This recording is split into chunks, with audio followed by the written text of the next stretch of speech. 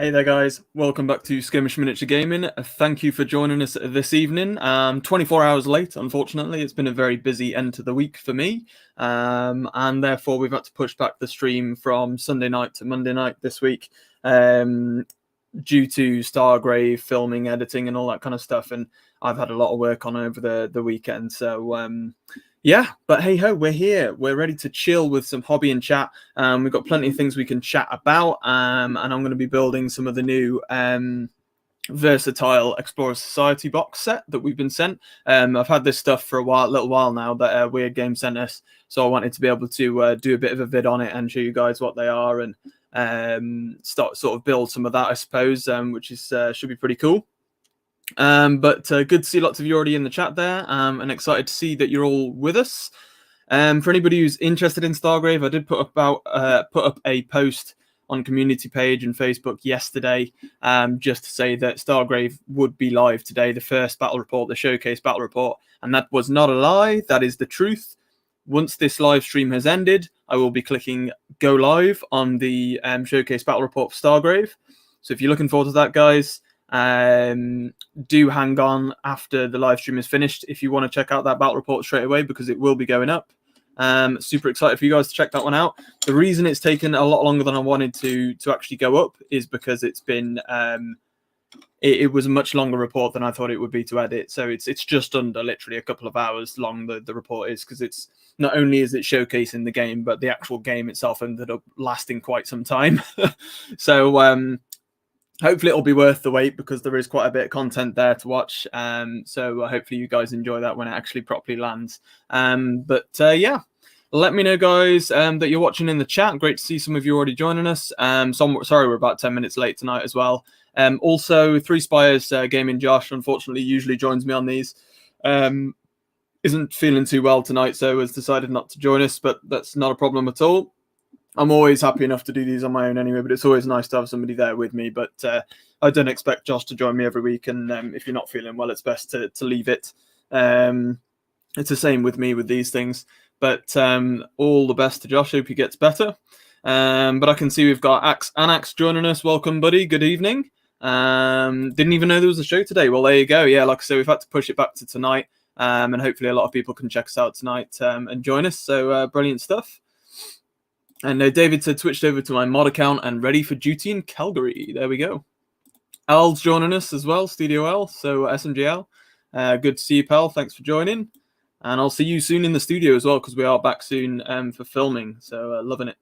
And Josh does send out a message as well saying, sorry, I can't be here, guys. So there we go. No worries, pal, at all. But let us know, guys, if you're watching and what you're up to on the hobby table tonight.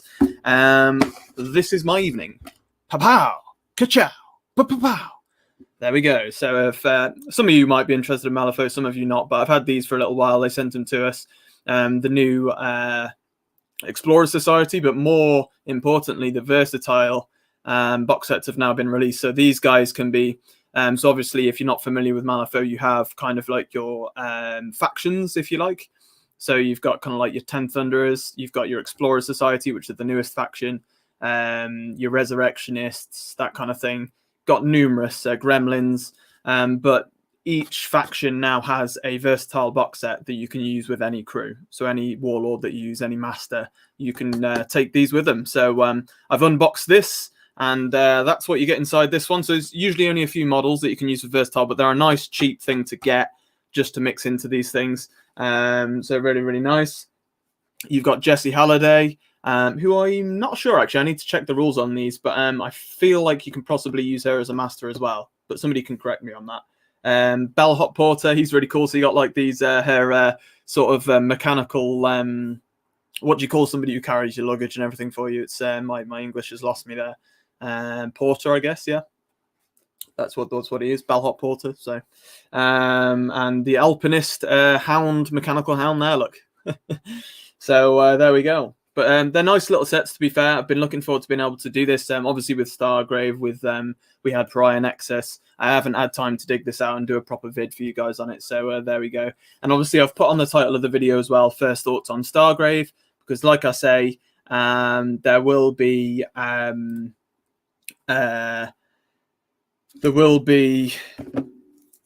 My apologies.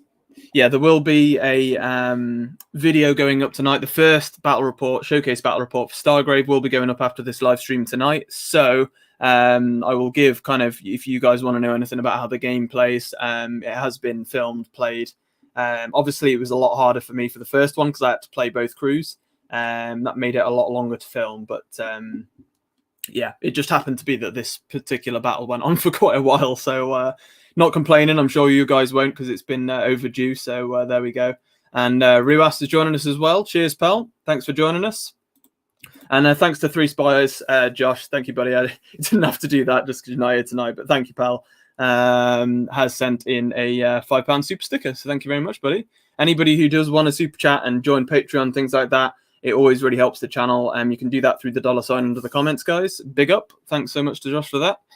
But yeah, let me know what you're up to tonight, guys, on the gaming table. Me and Al are reconvening on Monday next week, which is the 12th, for the second episode of Stargrave. This Thursday is going to be another Pariah Nexus battle report. Next week, Stargrave. Week after that, probably be Warcry. Some Warcry, because we haven't had that in a little while either. So, yeah, super exciting times. And then obviously, to be honest, actually, we've got... We've also got Curse City coming this weekend as well, haven't we, actually? So that's going to be a bit mad. But yeah, we'll get that sorted out as well, and we'll get that up as soon as we can. But there will be probably quite a lot to get ready for that. So it's not going to be particularly quick. But yeah. And David says, I'll probably get up to some 5 parsecs / Stargrave work tonight. I may or may not stream. I'm still a bit undecided. Well, there you go, buddy. There you go. And El's just going full on orc. And we have Blueberry Cheesecake Supremo joining us. Says, hello, people. I thought my copy of Stargrave was coming today. And when I checked Amazon this morning, I was horrified that it won't be here until the 5th of May. Ah, that sucks. You have an awesome name as well. I don't know why they do you over like that. But yeah, it's not out till like the end of April, I don't think. Where do you live, Blueberry Cheesecake Supremo? Because I know that in the UK it doesn't come out till the 29th of April, so you must probably not be in the UK. You must be abroad, maybe America. When are all your guys' copies of Stargrave coming? It would be the question. But yeah, good to see you guys all joining us. And alas, I will be working on this Malifaux stuff tonight, so I'm going to start clipping some of these bits and bobs, and I've got the instructions open on their website because all of the instructions for Malifaux are via their web page, which is handy because you can just pop them open when you need them, when and where you need them. But yeah, the guys over at Weird Games, they've been massively supportive since they've joined up with us, which is great. And because of that, I cannot wait to actually, get started with some Malifaux again. Battle reports. I'm super excited to get back on some Malifaux. Obviously, we're going to be so busy. We've got so many different things coming out. We've got Warhammer Quest, and Stargrave campaign will continue. Whenever we get some free time, I'd love for us to do a Frostgrave campaign as well. Obviously, I'm just most of all, to be honest, looking forward to just getting back into the studio and getting some games filmed. And then I think as of May, we should be able to have guests back on the channel as well. But until middle of May, it'll just be me and Al doing our battle reports as we used to. So that's fantastic. Blueberry Cheesecake Supremo says Cumbria in the UK. That's strange, buddy. I wonder if they've pushed back the release date then, because I know when I checked on Amazon, it said 29th of April. So why it's 5th is interesting. So maybe they've pushed it back. Either that or, yeah, I don't know. And Josh says, always feel bad when I can't join, so sending super stickers makes me feel better. Well, thank you, pal. No, thank you. Cheers, buddy. You don't have to feel bad at all. Like I say, I'm cool either way with doing these streams. It's just it's cool to have somebody else there to chat to. But it's I mean, one thing I do want to do soon as well is get a guest interview on again. That could be quite fun. So I'll have to just keep an eye out as to who we could do that with kind of thing. Maybe I'm sure we'll work that out as things go on. And David says in Canada, it says my Amazon says date pending for delivery on Stargrave. I wonder if they're delaying it because of COVID and things. Maybe shipments and publishing are a bit harder. I know that they've Osprey Publishing have contacted us because they've only been able to send us an early release digital copy because they're having problems with printing. So we haven't got our printed copy yet because we're in a queue of other content creators to actually receive them. They've only had a few copies to send out to your bigger channels early on, so they're waiting to print more. You see, I think there's probably delays due to COVID and things. I would imagine, but yeah, I suppose we're just gonna have to wait and see with that, aren't we? Otherwise, though, let's have a little look here, guys. What we're doing with this. These little, like I say, these little versatile sets for Malifaux that I'm doing. If you've only just joined, they're pretty cool. So that's the one I'm doing tonight. It's for the Explorer Society. And then, like I say, guys, I know I've put in the title First Thoughts on Stargrave. So if you guys want to know anything about the gameplay, do let me know. But for any of you that have played Frostgrave, it's very, very similar. I'd say from my first playthrough, like I say, if you're only just joining us, guys, the first showcase battle report of Stargrave will be up straight after this live stream. So look, you can look forward to that. Also, like I say, I can give any first thoughts here on the gameplay, but personally, having played the first game, I want to wait to fully judge the game until I've played it with Al, so that like playing against an actual opponent, because playing with both crews, it's a lot to remember and it's quite tiresome because it's you've got 10 models in both crews, and I had to get used to both sides of the crew in the first game. So I think I've done a pretty good job of it, really, considering I was on my own. But yeah, I'll look forward to actually playing the game with somebody else. I think then I'll get a real feel for it. But just from the get-go, the character design's brilliant. The feel of the game's great. I love the whole loot system where you have to take loot objectives and claim your different types of loot. And the campaign system seems to work really smoothly. And the scenarios themselves look like they're going to be a blast. The first one is very, very simple scenario as well, so I feel like that took away from the gameplay slightly. One thing I noticed in the first gameplay playthrough, you will notice when I'm doing the first playthrough that the the defense rolls for a lot of the uncontrolled creatures are insane. Like, they were getting really good rolls, so the crews were kind of struggling to kill stuff quite a lot of the report. But I won't spoil it too much. It does get going. It's just it did end up being a longer report than I'd hoped. So, but you guys can enjoy all the content anyway. There's tons of fighting going on in that one, and some tactical stuff going down between the two new crews. So hope you guys enjoy it later on. Alex M says, hello, I'm new to Malifaux. Would you say it's financially more costly than Warhammer? Money is tight at the moment, but I'm liking the vibe of Malifaux. Is it complicated? Sorry, so many questions. That's okay, buddy. Yeah, it can be complicated. Once you've played, like any game though, once you've played through a couple of games, it's like any other game, you know. It's just hard to master. Like, if you once you've learnt the rules of the game, it's fine, isn't it? But it take you 2 to 3 games to get the hang of it. But I guarantee you, when you do, it'll be one of your favorite games. If you can't get past the first battle report and enjoy it, then a few games in, if you can last that long, you'll really, really love the game. And in terms of price, similar to Games Workshop, because I mean, you're looking at £40 maybe.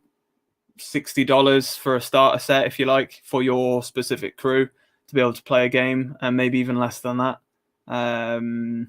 So probably cheaper than Games Workshop in a way, but yeah, that's what I would say with that. But I would say just start off with a 20-25 Soulstone game.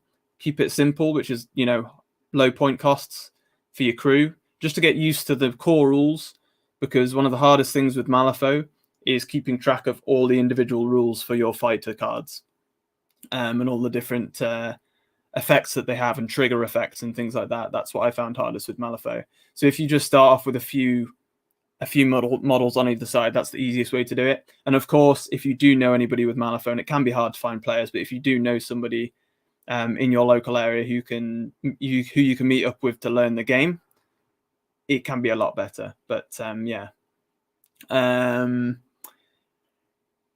But I really do encourage you to get into the game and just start off with one of the core sets for a specific crew. You can go through the Weird Games website and just check all that out. And then from there, you can do things like get these versatile sets for the faction that you've chosen.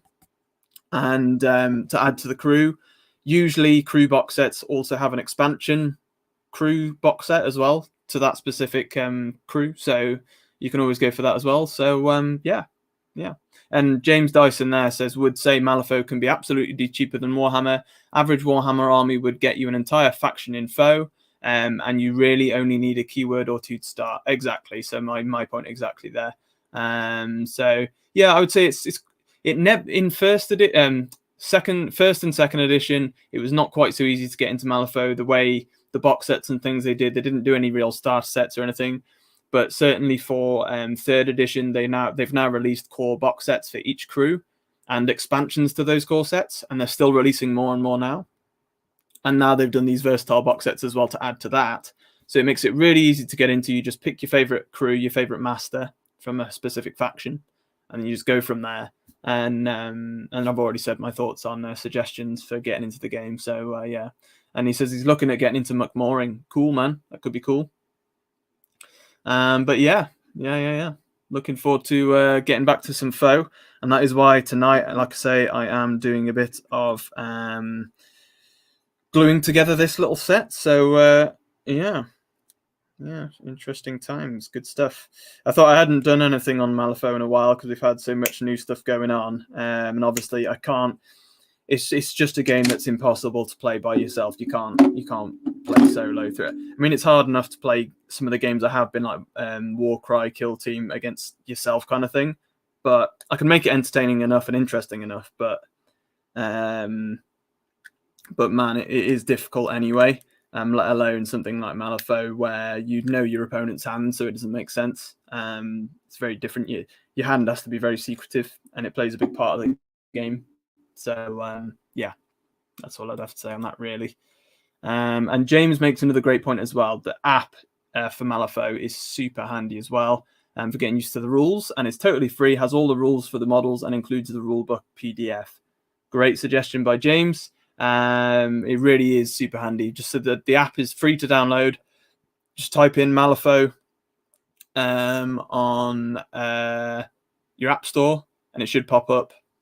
Malifaux 3rd edition app, Weird Games, and yeah, it's got the free rule book on there, and that you can just pop up. You can set up a game on there, a whole game, your crew in that game as well, and then you can just click on the cards and their stats and everything.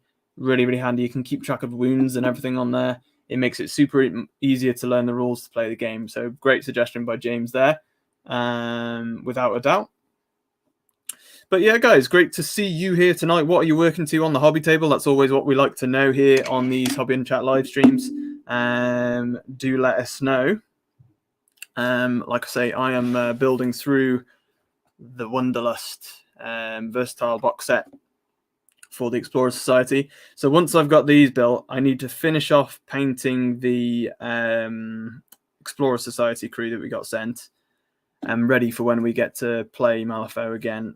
Once we can come out of lockdown a bit more, even further, unless Alan's willing to try out Malifaux again, but I doubt it. So we'll wait and see. Maybe we can get in a small game or something like 25 Soul Stones. He might be up for that, but to be honest, it's going to be hard enough to fit it in anyway because we've got our monthly Kill Team and Warcry to do this month. We've got Stargrave, obviously, and we've got Curse City coming as well. So it's going to be pretty mad. So we'll see what we can fit in, guys, at the end of the day, I think. Also, do excuse me, I've got Easter eggs. Because it is Easter, so happy Easter, guys. If you celebrate Easter in your country. I think most people do. Is everybody off today or not off? Or because over here in the UK, it's Bank Holiday Monday, so everybody's off. So most people are off. So it's been quite a chill day. I'll say it's been quite a chill day. I went on a super long walk with my girlfriend earlier today. So about a 3-hour walk. So my legs are knackered. So I'm quite happy to just sit here and chat to you guys tonight and do some hobbying. But yeah. And okay, this is the Hound that I'm doing now. Fair enough. See how this goes. I'll be honest, I don't usually use my snippers.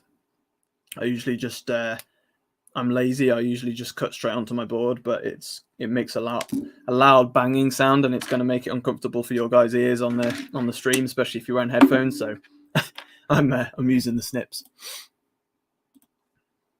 Yeah, and Blueberry Cheesecake is in the UK, so says yeah he's probably off and is just chilling for the day, which is awesome, man. That's what you want. That's what you want. And yeah. Does anyone? I can see there's a lot of people in the chat then that are obviously are Malifaux fans. So do let me know what your favourite crews are, guys, and if you're working on any Malifaux projects, or maybe you're here for some Stargrave, or maybe you're just here in general. But yeah, do let me know what you're working on, guys, or if you're just kind of chilling. You're very, very welcome as always. And I'm trying to think what other projects I've got to get going. Obviously, when Curse City will probably arrive for me, obviously this weekend. So that's going to be obviously nuts when that arrives. Although I'll probably just literally paint up what I need for the first quest, for the first mission, which shouldn't be too much. So you might even be able to get it out the following week kind of thing. I'll have to wait and see. And then I'm sure Al will be happy to join me on some Warhammer Quest. We'll wait and see with that. But I know the first report we're going to be doing when we get back is going to be the second episode of Stargrave, just to keep going with that. But what we'll probably have to do when Quest comes out is do a week of 2 reports and get one done in advance, because things are going to get busy. Busy time of the year now, coming into summer. Lots of new games dropping. New systems and things for skirmish fans. We love it. That's what we want. We want that. We certainly do. We really, really do.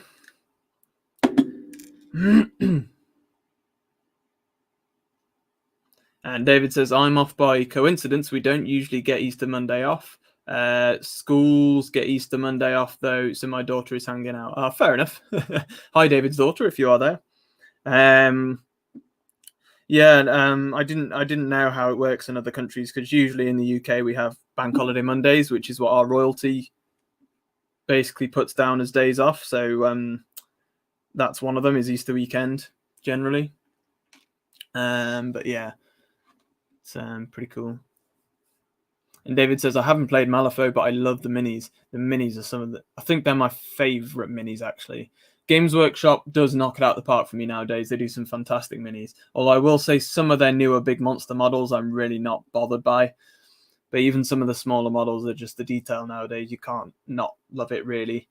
But other than Games Workshop, Malifaux's Weird Games Malifaux models are just... they're fantastic. I mean, look at these on the back of here. They're just incredible. Look at those. Really, really cool. And I do love the idea of her, to be fair. So I might well end up being able to use her as another master, or she might be a henchman. I can't remember, to be honest. I'll have to check it up. I might even have a look now, to be fair, when I've started doing things. Ruas321 says, off in Denmark as well. Happy Easter to you guys over in Denmark and elsewhere in the world. But yeah, does everybody get Easter eggs over yonder as well, where you guys live? Because I have so much chocolate I don't know what to do with. Very lucky, I guess. Bit nuts. Well, I don't like nuts, so hopefully not. Right, let's check the instructions on this guy again. So he's... well, I say guy. It's the doggy. The Doge. Right, okay, so that goes there. All right, sweet. Let's pop that in there.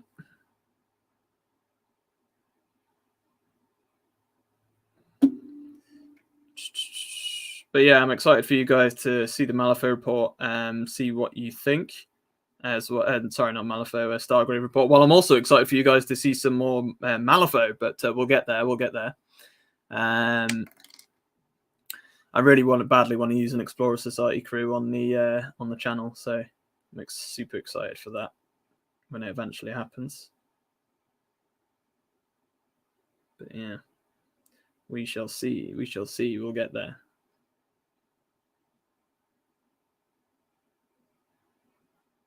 Let's try and fit that to head. Just get you guys on the.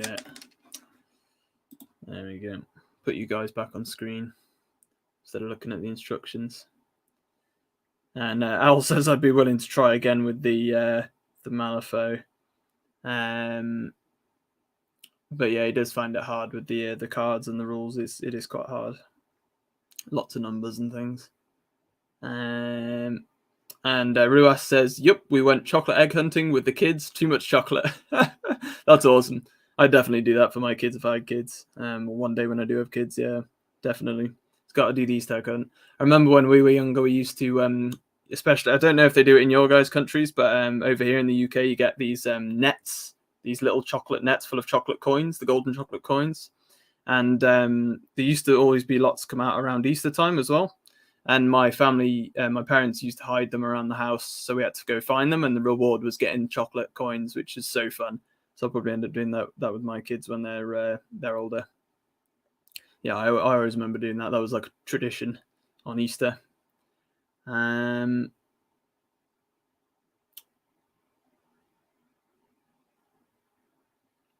yeah, David agrees with me. Yeah, he says Malifaux minis are really well done, but some of the new GW releases don't strike my fancy as much. Yeah, I agree, buddy. Yeah, I don't know what it is. Just some of them don't quite float my boat, to be honest.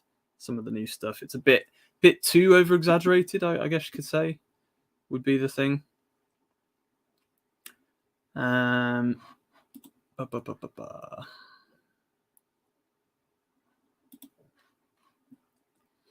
Blueberry Cheesecakes Primo says, just Stargrave. I'm working on some buildings like you see in Star Wars Legion. Ash from Guerrilla Miniature Games is making terrain to suit Logan's world from Rogue Trader, and I really like the look.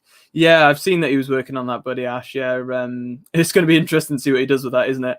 I've gone just with a generic kind of sci-fi world, to be honest. I kind of like to just do that with these games rather than turn it into something that we've already seen before, but I can see why Ash is doing it because it makes use of his old minis really that he hasn't been able to use. So it's a cool idea. It's a fun idea anyway. It'll be interesting to see what he does with that. But I'm kind of pleased actually that we'll be one of the first channels to probably put out battle reports for it. I haven't really looked actually to see if anybody else has put stuff out, but I know there have been reviews, but it'd be cool to get one of the first bat reps up there, showcase bat reps as well. So yeah, it should be interesting to see how that does. See what people think. And David says the egg hunt for us was pretty high octane this year.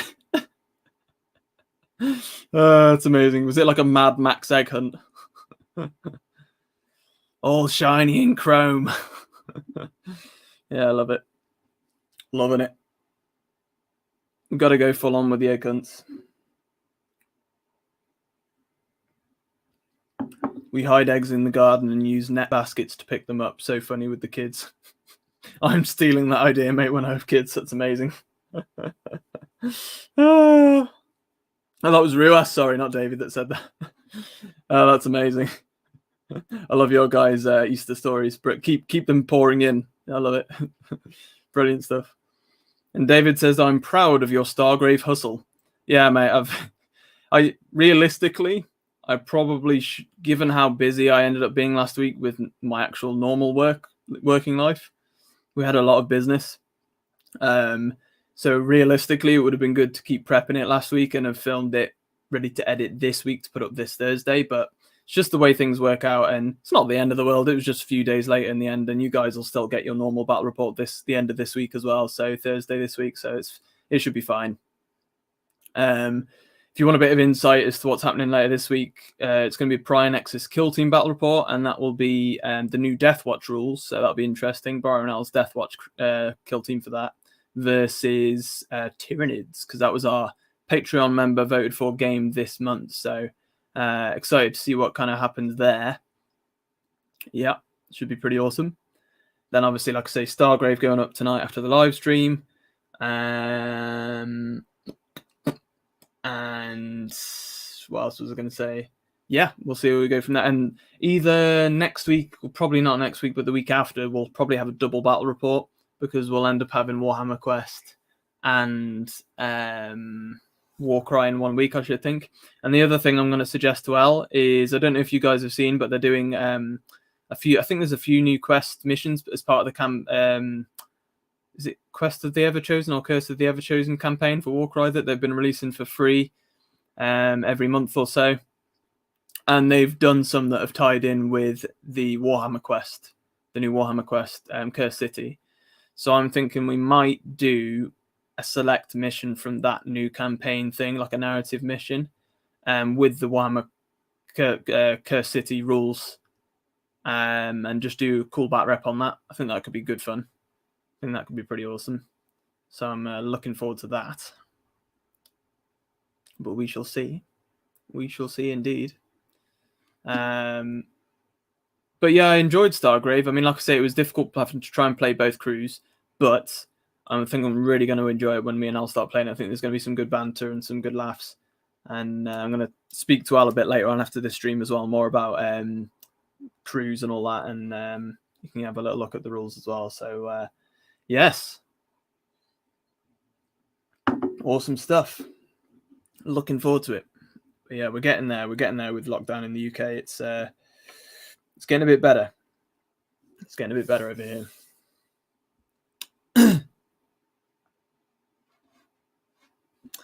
Right, so let's pull off some more of these bits and bobbins.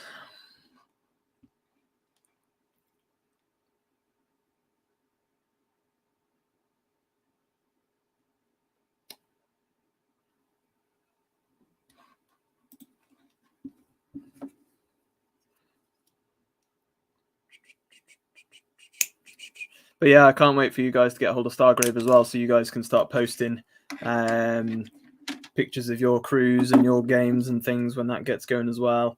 And hopefully, we'll have a few battle reports for you guys to check out of the campaign before anybody kind of gets hold of it, I should think. I think we'll probably be a few bat reps in by then, maybe a couple. So, yeah. Ideally, if me and Elle were both playing, we would have doubled up and done probably a couple of missions ready to go up this week. But given that I'm by myself and I'm trying to do the best I can, it's just the way it's worked out, isn't it? But now that we're starting to slowly go back to normal, me and Elle can film. Things are going to be slightly easier to get rolling with. And I know Al's excited about going back and whatnot. So, yeah, well, let's do it at the end of the day. Let's do it.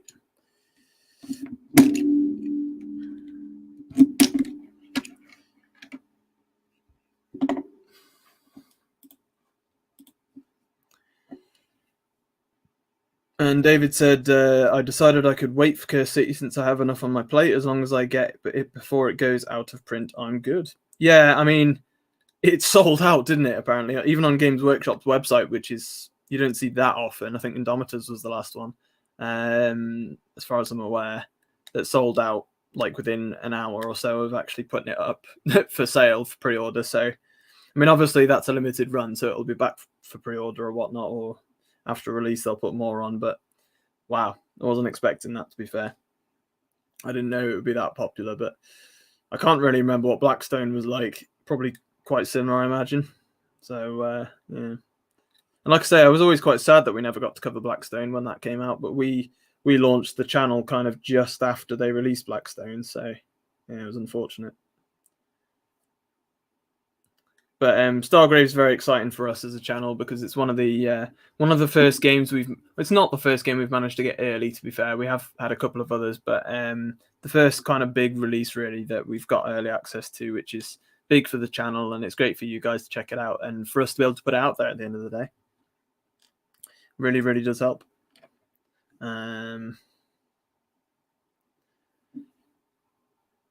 And at the end of the day, it's only a good thing for the publishers or the studios that do the games, because if we get hold of it early, it pulls in lots of people who are interested in the game, and it means that we can actually more or less do a full campaign with enough views. Because if you start a game like a year, 2 years after its release, people aren't as bothered. But people will watch it, of course, but No, it's not the same anyway. That's the only thing. So yeah, it's one of them really. But it's very exciting times. Very exciting, indeed. All right, let's have a look at this. See what I need to do there. Okay, let's pin his leg on.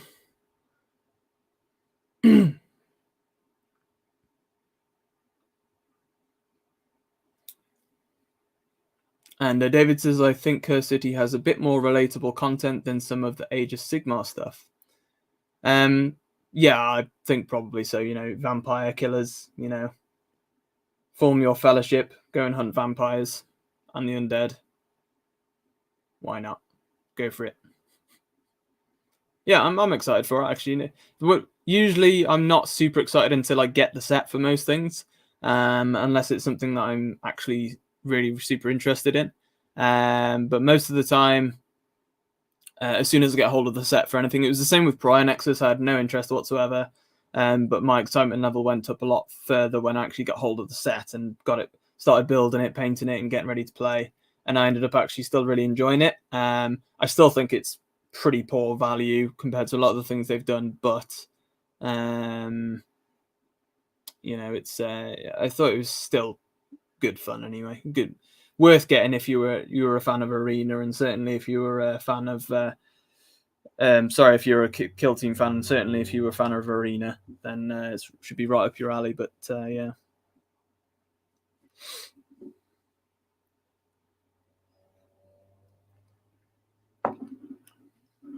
And Al says, I hate building models. I like posing them, hate the mechanics of assembling them. Yeah, it's one of those, isn't it, Carl? Unfortunately.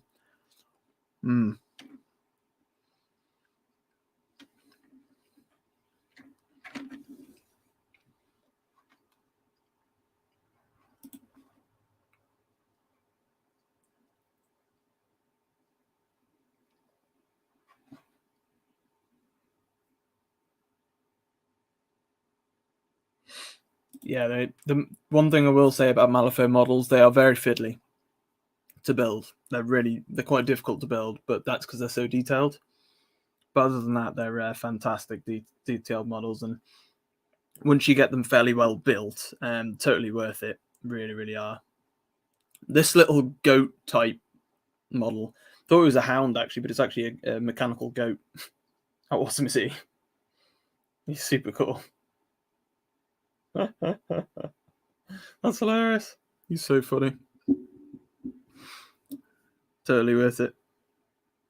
I am really excited to get back on some Malifaux though. I love it, and people like it on the channel as well. So it's really sad times that we can't get out what people really really want to see. You know, for a while is what it is.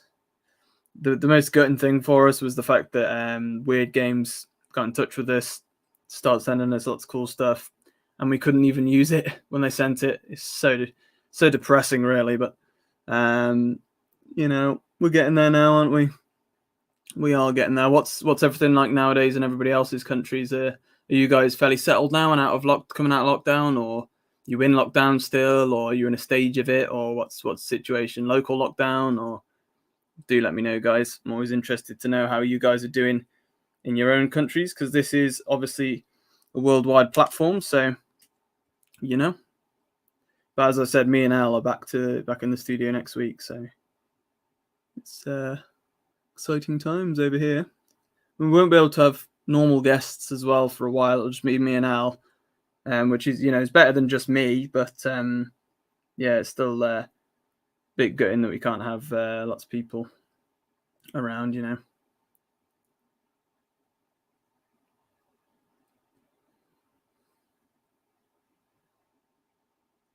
And Al says, mind you, what I hear about the new Necrons, they were at least Malifaux level tricky. Yeah. The flayed ones were a bit of a bugger. Yeah.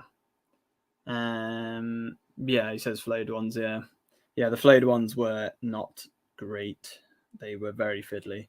Mostly the claws. The claws were just ridiculous. Really, they did not need to be that fiddly. That was the thing. To be honest with me, anyway. Really didn't need to be, but there we go.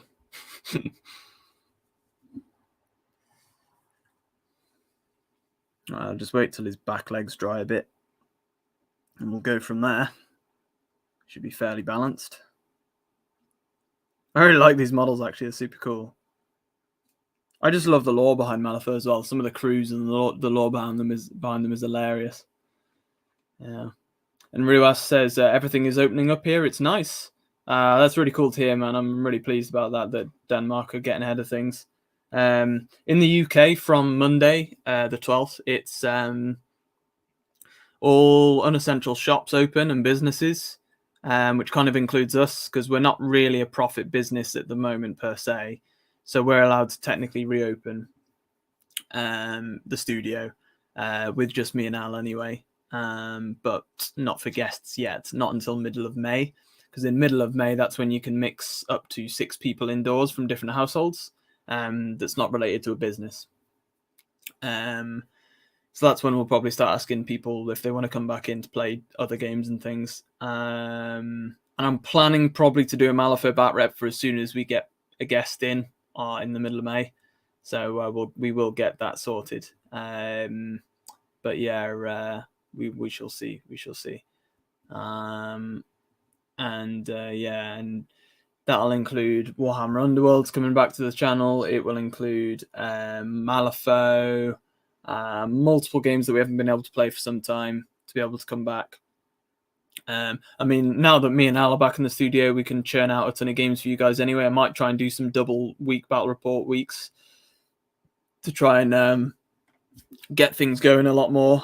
Maybe me and Al will film a couple of other simpler games such as Kill Team and Warcry and double up some weeks if we've got the time. Just because, hey, why not? Because now that we're back to filming, being able to film and everything, might as well make the most of it. And like I say, there's going to be a lot of stuff coming out that we need to cover. So, and Arnold says has joined us. Says just popping in to say hi. Pretty busy. Missed a couple of live streams. Methinks. Yeah, no worries, pal. That's okay. Good to see you just popping in though. Hope your weekend / whatever Easter is going all right, pal. But it sounds like you are busy, so don't feel like you have to stick around for too long, pal. But thanks for joining us, buddy. And just so you know, Arnold, later on, buddy, Stargrave, if you're interested whatsoever, the first bat rep's going up after this stream, so it'll be about 9:30, something like that. So, yeah.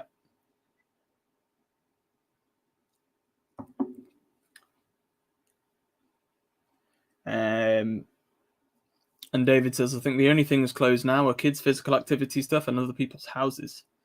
Okay, so Canada's not too bad now then. Yeah. And Al says we can finally try Star Wars Legion once we get the bread and butter games filmed.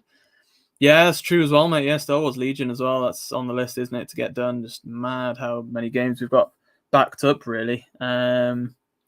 Thing is, when we only can afford to do one bat rep a week, most of the time, it's just so difficult to fit everything in when you get new releases dropping.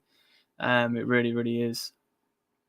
But I suppose, we just wait and see how it goes at the end of the day, eh? We'll wait and see. And David says now that Arnold is a big-time Dutch YouTuber. Yeah, that's it, isn't it? That's it.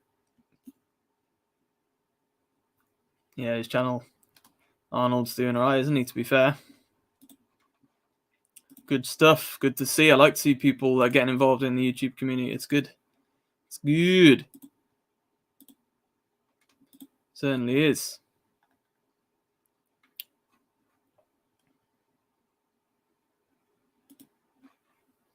Yeah. Okay. Let's see if I can get more legs on this mechanical goat, which is called an alpinist or an alpinist. Alpinist American alpinist. Yeah. Some really fun models in this set, to be fair. Looking forward to trying her out. I love the new Explorer Society faction in general from Malifaux. It's really cool. Really fun, really fluffy. I like it. I like it a lot.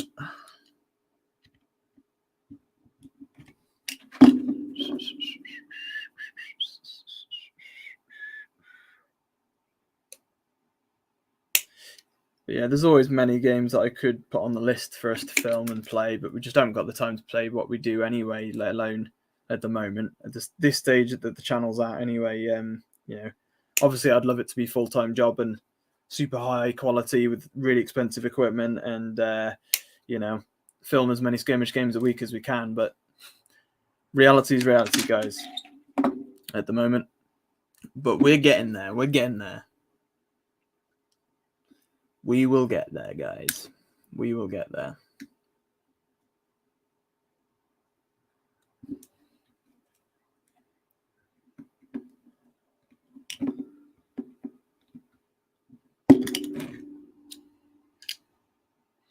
Yeah, just sorting out his leg here.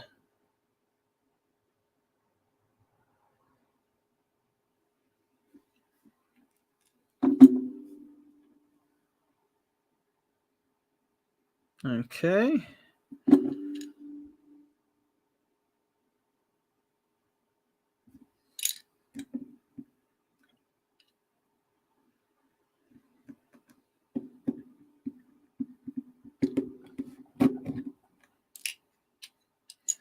Let me know if you're up to anything interesting, guys, or whatever conversation you'd like to bring up. I'm always happy to have all sorts of chat, as always, on these streams. Any other games that anybody's interested in? I saw. Has anybody ever played Mythic Battles Ragnarok or Mythic Battles? I know there was Mythic Battles Pantheon as well. Because I've seen the new Kickstarters up for that. You got the Mythic Battles Ragnarok, so it's like Vikings and Greeks and stuff like that, which looks really cool. So I might have to see if we can get hold of that for when that comes out. Possibly that could be pretty cool to have on. New skirmish game. I know that the original game for Ragnarok wasn't overly popular, I don't believe, but the new sets and models they're releasing and the new direction they're going in looks pretty cool. So we might have to poke our noses into that. Maybe we'll have to see. I'm just curious to see if anybody else has played that in the past or looked into that game.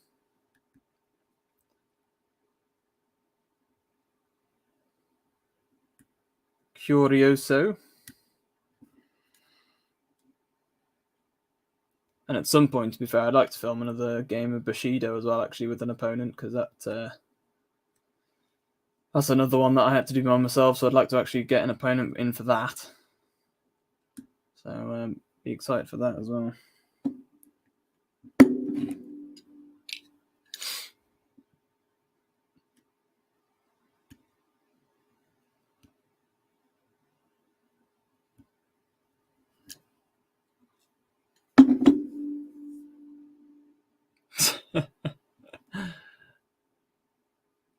And David said, there's definitely never enough time.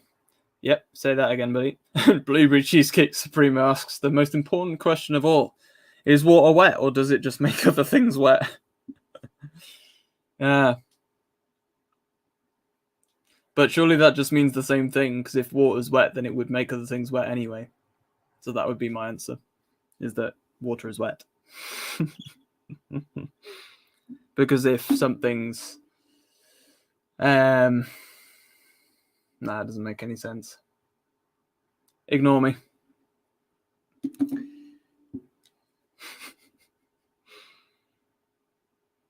Can tell it's a Monday night.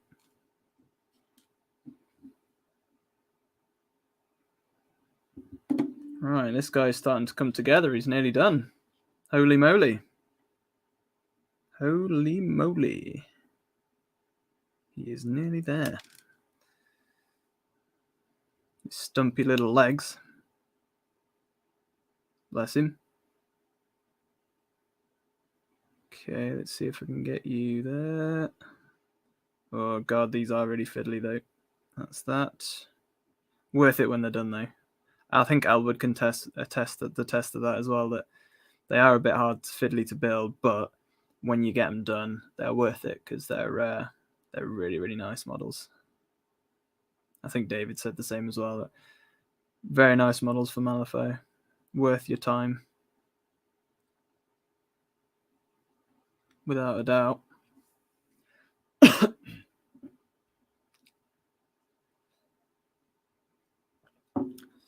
I'm on the strawberry milkshake and Easter egg chocolate. How cool am I? Strawberry milkshake and chocolate. Easter egg chocolate.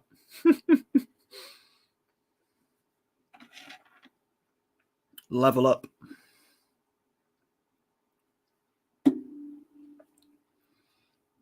I forgot it was April Fool's the other day as well. Don't know if you guys do that abroad.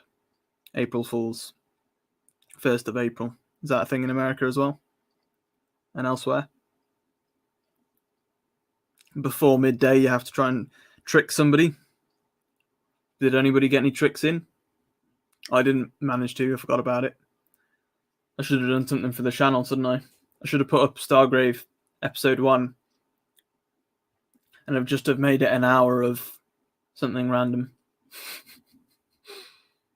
Just an hour of the cover of the rulebook and some sci-fi music.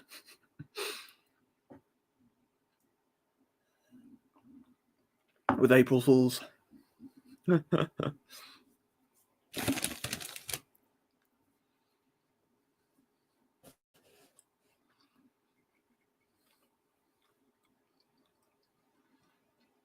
David says, Poison d'Avril. And Ruas says, yes, we do in Denmark as well. And ER910 says, we do have April Fools in the US. Welcome, buddy. And yeah, that's awesome. Have it in the US as well. Yeah, I forgot about it this year to be able to fool somebody, but it's good. It's good fun. It's a good laugh. And yeah, I'll have to remember for next year maybe, but I definitely should have done something for the channel. That would have been funny. And David says, we do April Fools here. I was with my kid, though. We didn't prank each other. One of the biggest ones we ever did in my house with the family was we all pranked my youngest brother. He was in bed fast asleep because he sleeps in quite late. And we all rushed up into his room on April Fool's Day and were shouting and everything, saying that somebody was, or my mum did. We got my mum to run up into his room to shout, somebody's in the house, somebody's trying to rob us, kind of thing. It was really bad, prank, like really mean. But he came running out with my mum, to be fair to him, and like really shocked and upset, and then he was at the top of the stairs with her, and then he realised when me and my dad were at the bottom of the stairs that he'd been fooled, and he turned round with a glum face and just walked straight back into his room. He was not happy. But that's one of the funniest that I recall. But yeah, there's a fine line with April Fool's jokes, and that one was pushing it a bit.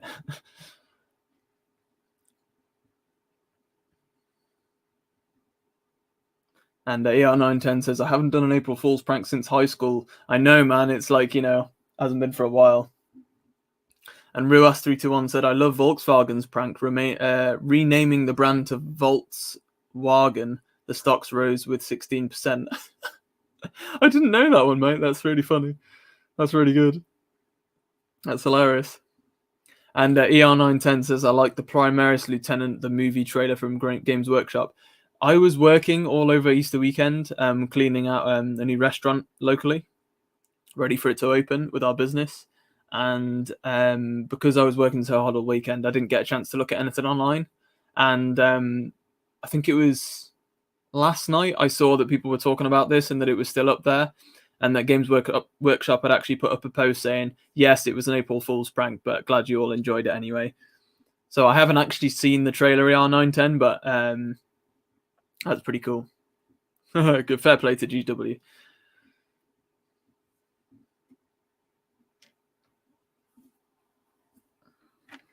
Right, well, that is Mr. Alpinist Goat done. The mechanical goat. Look at him, how awesome is he? That's so cool. I'm really enjoying doing these guys. He's well cool. Very, very cool. And I can confirm, guys, that the Stargrave bat rep, the first bat rep, is fully uploaded. So when I hit the button after this live stream, it will be up live. So it will be ready to go. in full HD. So exciting stuff, and there'll be plenty there to watch as well. So be sure to go over and check out that video after the live stream and throw a like on it and leave some comments for me, guys. And we can carry on the chat over there if you're interested in Stargrave. If you're not, maybe check it out if you don't know what it is or whatever. But yeah, it's not an late April Fool's joke, by the way, just saying.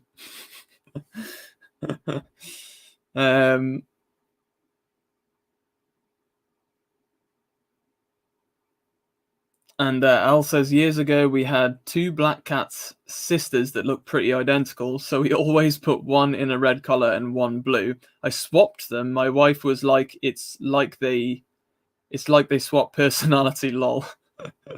That's a good one as well, yeah. It's quite a funny one, isn't it? Yeah. It's a shame, actually, that me and Elle weren't together filming and whatnot, because I would have definitely paired up with Elle to do something silly for April Fool's, I reckon. Yeah. It'd be funny. But there we go. Next time.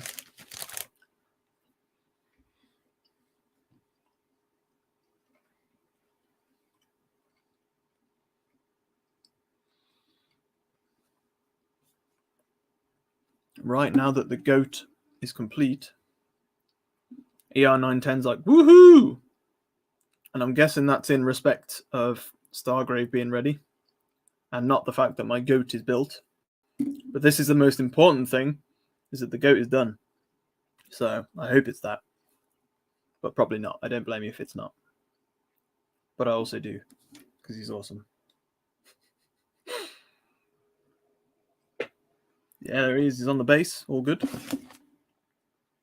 I'm going to assume that the big bellhop porter is on the big base. But yeah. It's the only thing it doesn't tell you on the Malifaux instructions website, actually. It doesn't tell you what size base they're on. But in this box set, luckily, it's pretty obvious what goes where. So. And David says, I've got to get my kid outside in about 10 minutes, so I'll have to catch up on the bat rep later. I'll be looking forward to it. No worries, David. I hope you enjoy it, pal. And whenever you've got to go, no worries. We all have things to do, I understand. I hope that your kids and your family are well, buddy. Thanks for joining us again. But yeah. Right, let's start doing this big bellhop porter then, because he's pretty cool. Hopefully by the end of the stream, I should have all 3 models built, which is pretty cool.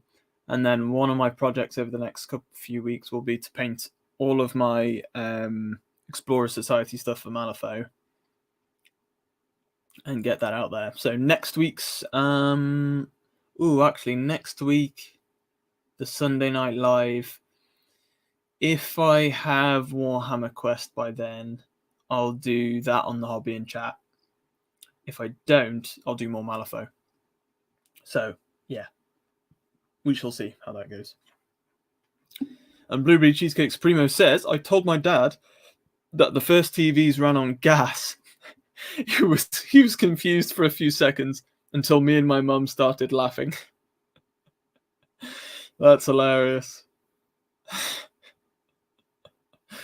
Run on gas. How would that even work? I guess they could be kind of powered by gas in a way, but that would still have to power the electricity. I don't know. People just blank out with some things, don't they? That's funny though. That's a good one. Right, let's have a look at the instructions for this bell porter. Ooh, okay, so that goes there. That goes there. All right. Yeah, I must say, after opening this Versatile box set, they look really cool. If anybody hasn't gotten themselves one of these Versatile boxes, I recommend them because they're the models that you get in them are really nice, and obviously they can be used with anything from that faction. So pretty cool. Pretty cool. I have to say that. These are some of the nicest models I've seen, actually. Very, very nice. Yeah.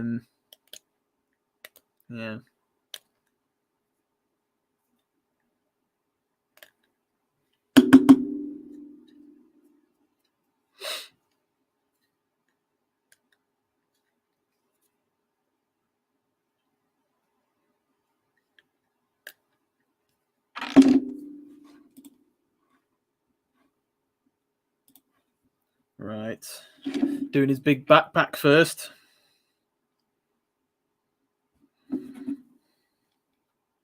This is what goes first.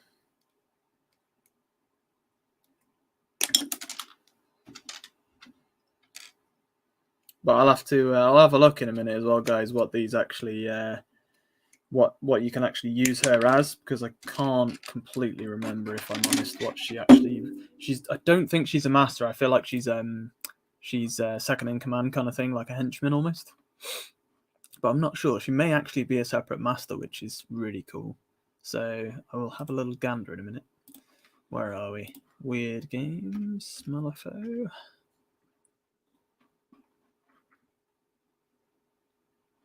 Okay. Malifaux 3rd edition. Explorer Society. A little bit of a tutorial here for you guys. Oh, that's cool. They've actually put the map up on the website now, so you can see where everything is. That's really cool. Wow. And all the towns and everything. It's like they used to have a map, but it never had all the individual towns and all sorts on it. That's really cool. I do love the Malifaux lore and everything. It's very cool. Very, very cool. Indeed. Indeedly do.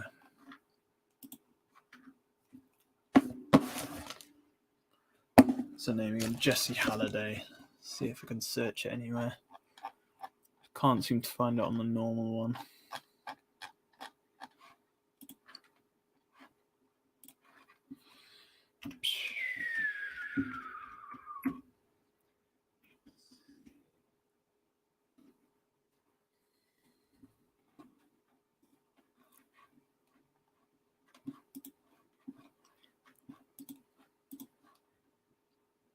Right.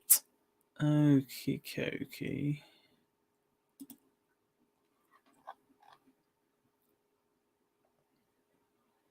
Yeah, she's a henchman, living henchman, but versatile. She's a Vastral. Or Wastrel, should I say Vastral? What am I on about? Okay. That'll be interesting. Interesting indeed. I might just have to use Lord Cooper for one game, and then maybe use.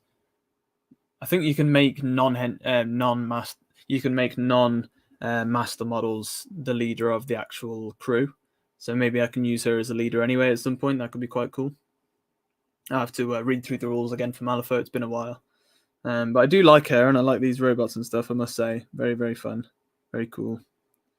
Definitely, without a doubt.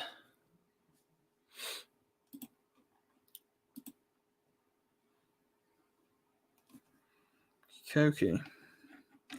Start putting this together then. That's that.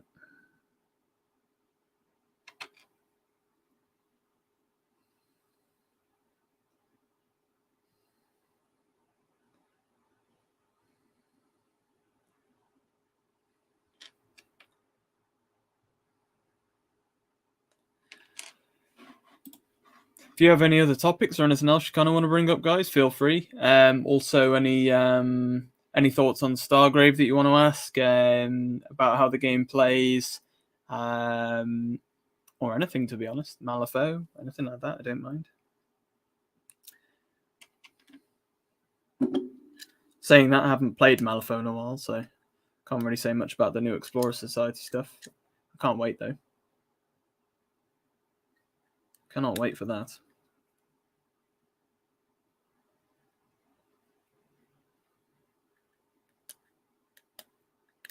For anybody only just joining, Stargrave tonight, first episode, showcase battle report, straight after this live stream. So super exciting. About 45 minutes and counting, something like that. So there you go. Exciting stuff. Indeed.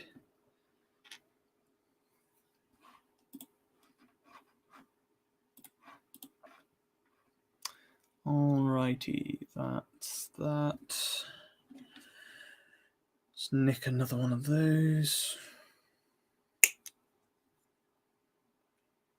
Sorry if that snip's affecting your ears, guys, by the way. Also, has anybody seen Godzilla vs. Kong? Because that's been out. Interested to see if people's thoughts on that. Apparently it's very good. It's actually doing really, really well considering as well since we've had COVID. David says, take care all. Have yourselves a good night. See you later, buddy. Hope you have a good evening. Well, I say that. Canada's midday-ish, isn't it? So lunchtime. So have a good day, David. Have a good day. Have a good Easter Monday. And Tyler Delaney joins us and leaves a comment. Thank you, buddy. Says, does Stargrave feel different than Frostgrave, aside from the different theme? If so, how? This is one of the only questions that I can't really answer too much, buddy. I've watched stuff on Frostgrave and I've played it once in a demo, but I've not actually played through Frostgrave properly yet. So I can't answer that to the nth degree.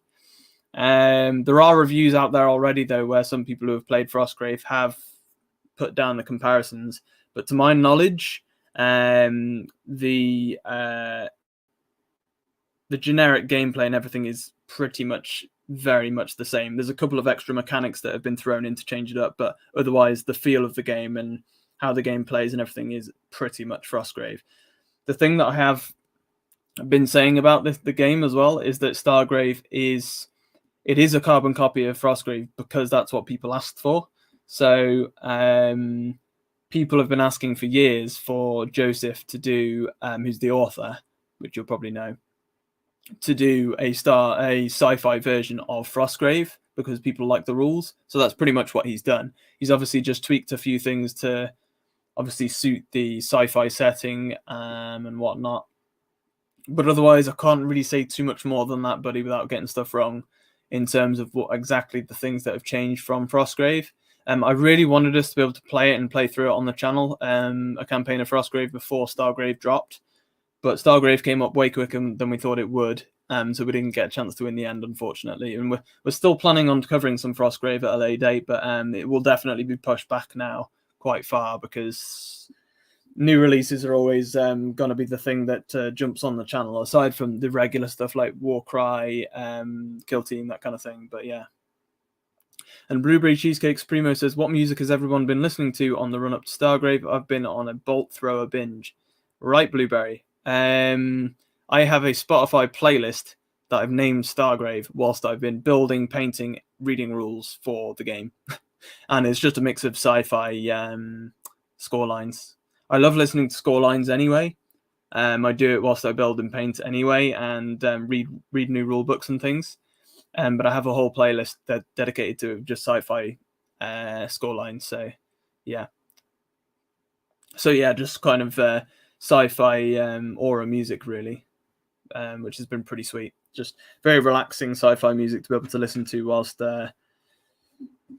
I learn the rules, build and paint the models, because there's been a lot of prep for the game. I'm surprised I've even managed to get it up and ready for tonight, to be quite honest. It's been a nut house the last week. Knackered, to say the least, actually, to be honest. It was very close to not doing a live stream tonight, but I never let you guys down. I always like to be able to do these every week, and I enjoy doing them anyway, so it's all good. It's all good. It's all good under the hood. Without a doubt.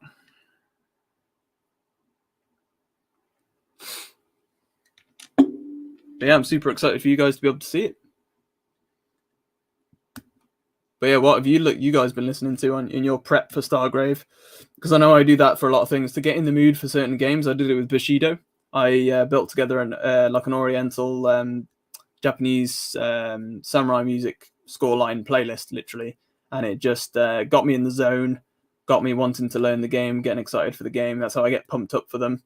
I love playing any skirmish game for any setting anyway, but it just helps me get that extra yard to get my excitement levels up for you guys to film the bat reps and things like that, and to learn a whole new rule book, because sometimes you do need motivating to read through a whole new rule book, but it's worth it in the end to learn new games. It's really cool, because I'm trying to think how many games I've learned to play since starting the channel, which was about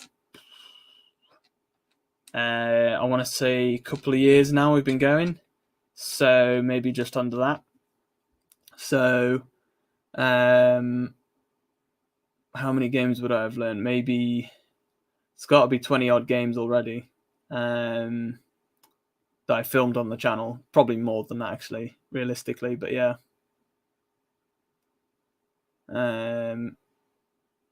Yeah. Blueberry says, do you have a guitar on your bench or something? It sounds like something is reverberating sound. Shouldn't be, pal. Is it still doing it? It's probably this. It's probably my knife. I tried to not make too much of a noise with it, but that's likely what it is. My bad. Sorry, guys. And yeah, Al says, hell yeah, I especially bought some wizard models just for Frostgrave from Monty Python and the Holy Grail and Merlin from Excalibur. I look forward to the distant future when we can get to Stargrave. Yeah, it will be a thing eventually. It's just, we've only been able to do one bat rep a week at the moment until we get more Patreon members and things like that, funding behind the channel to do 2 a week. Then it's just the way it is, isn't it? But I think if we can get back to doing 2 battle reports a week, and I can actually get, paid to do more content once the quality gets to a good stage as well, and even more people want to back it, then we can do 2 battle reports a week, and we can easily, with 2 bat reps a week, cover more games. That's the thing. But at this stage, it is quite tough, isn't it? But yeah, we'll see how we go with that. We shall see.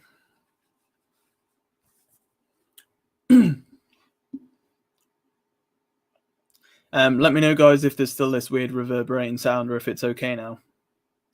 Because otherwise, I don't know what it would be. Nothing's kind of changed. So do let me know.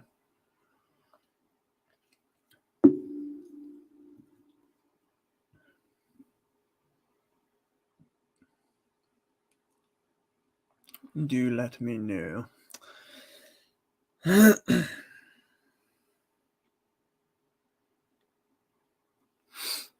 But I'm going to try and carry on building without causing a fuss. Because I do want to try and get these ready. That'll be good. That'll be good.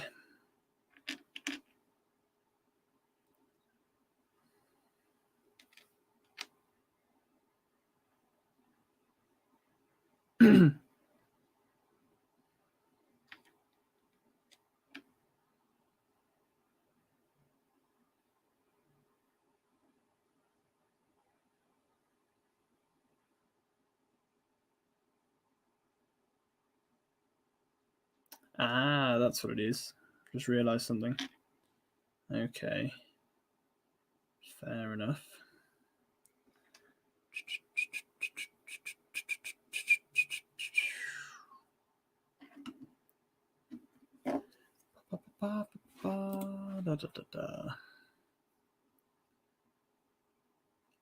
Elsa's, I think it's just the table. Where is the mic? It's not a big deal, though. Don't mention Frostgrave. I'm 29 models into 53 models for the Red King, and I hate painting, lol. Alright, fair enough. No worries, pal. I'll try and lift the mic slightly up. Maybe that might help a bit. But, yeah. Probably is just the table, though, when I'm moving the table around. I'll have a listen to it after I've... when the stream's finished, just so I know what was going on. I don't usually like to build models on the stream because of that, for that exact reason, but yeah. Kind of going with it.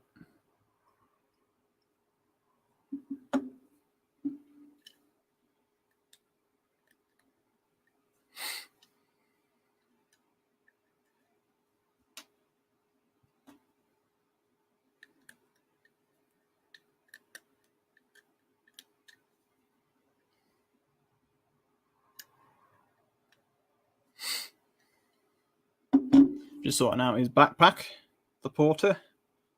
It's looking pretty awesome. I really do like these models. They're really cool. Super cool.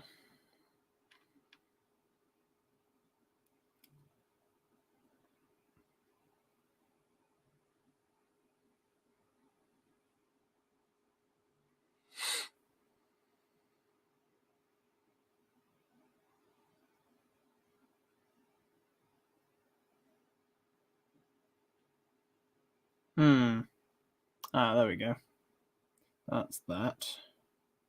So that goes in there. Tink man.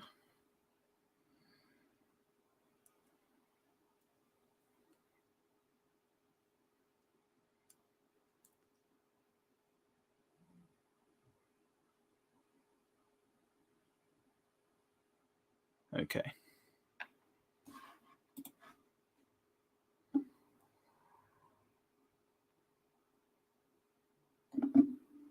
Backpack.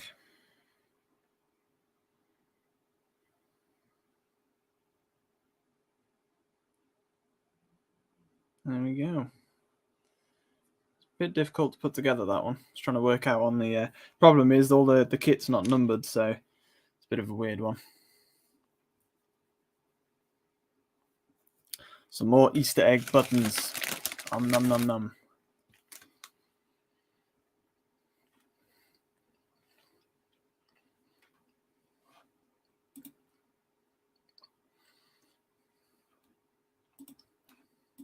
Yeah, you guys will have to let me know when you watch the Stargrave crew bat rap as well, which your favourite crew is, which crew you're backing. And Al, you'll have to let me know as well, bud, so you know which one you want to play when you join.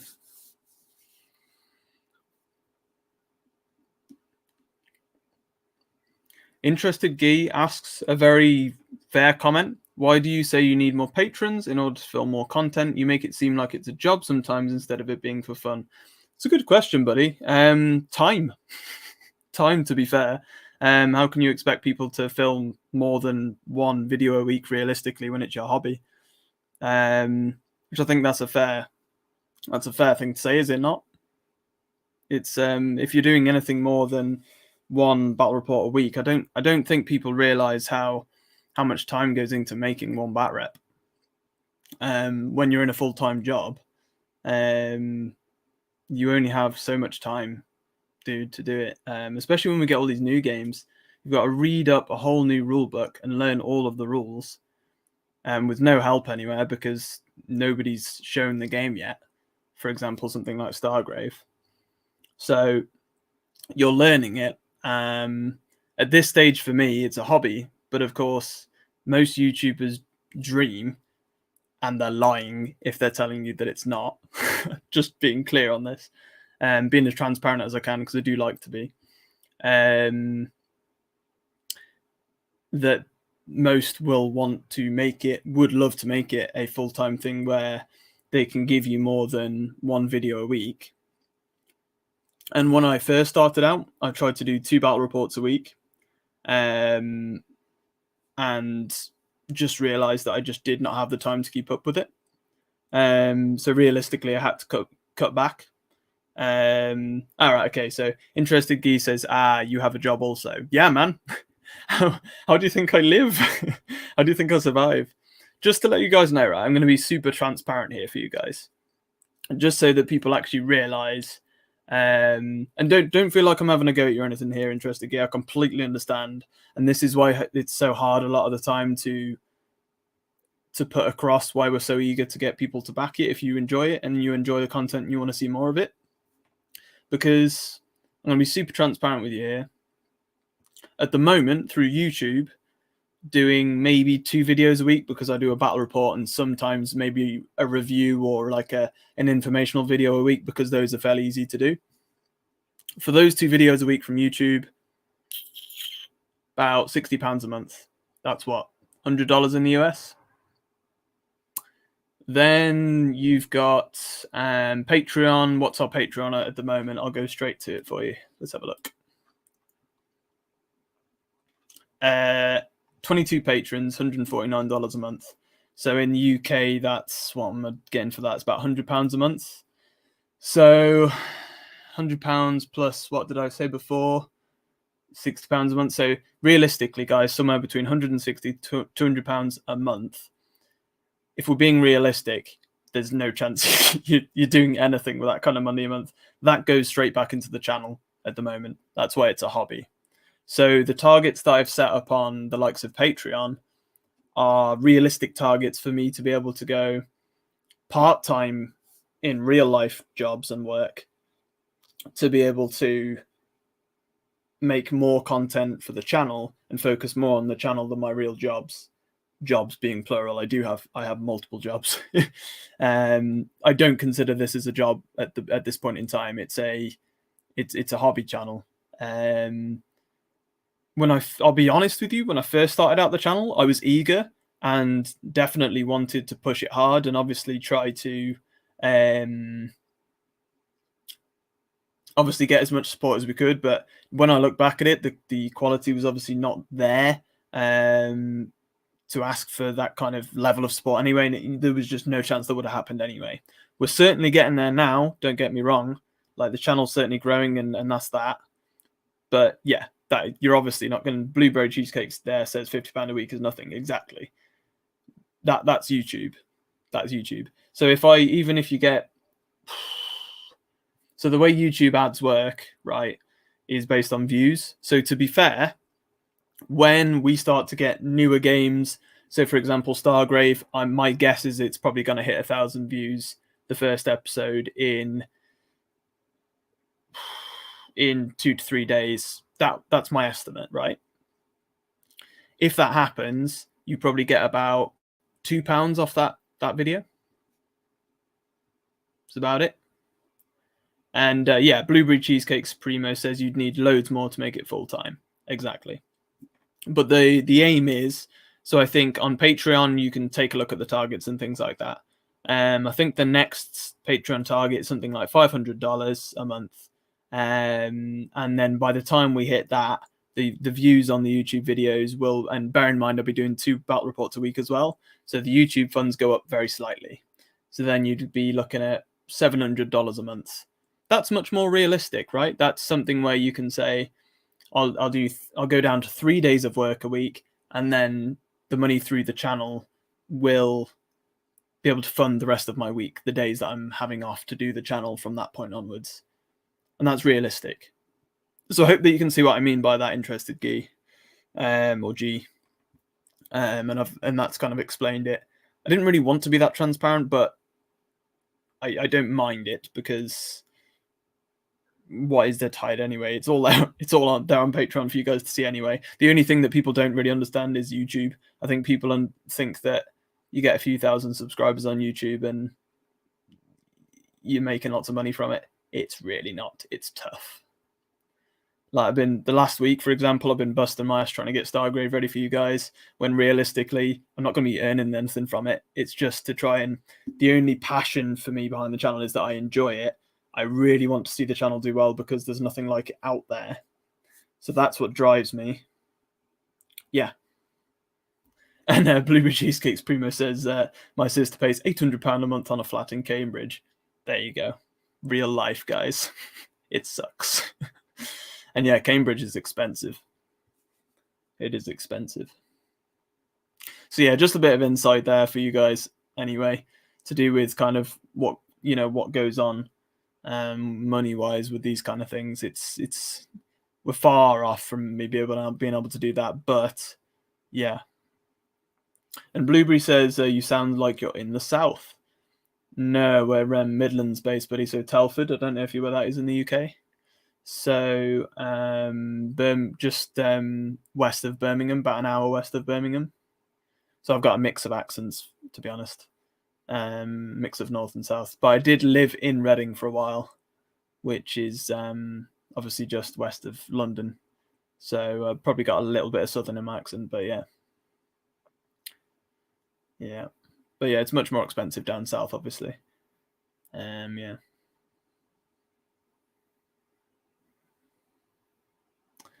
But yeah, that's that. So I hope that answered your question.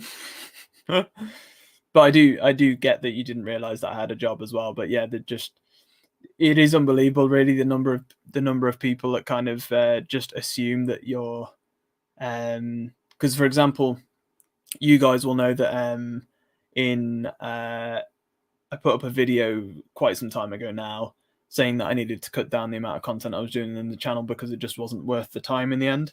And now you can probably see why. Yeah, simple as that, really.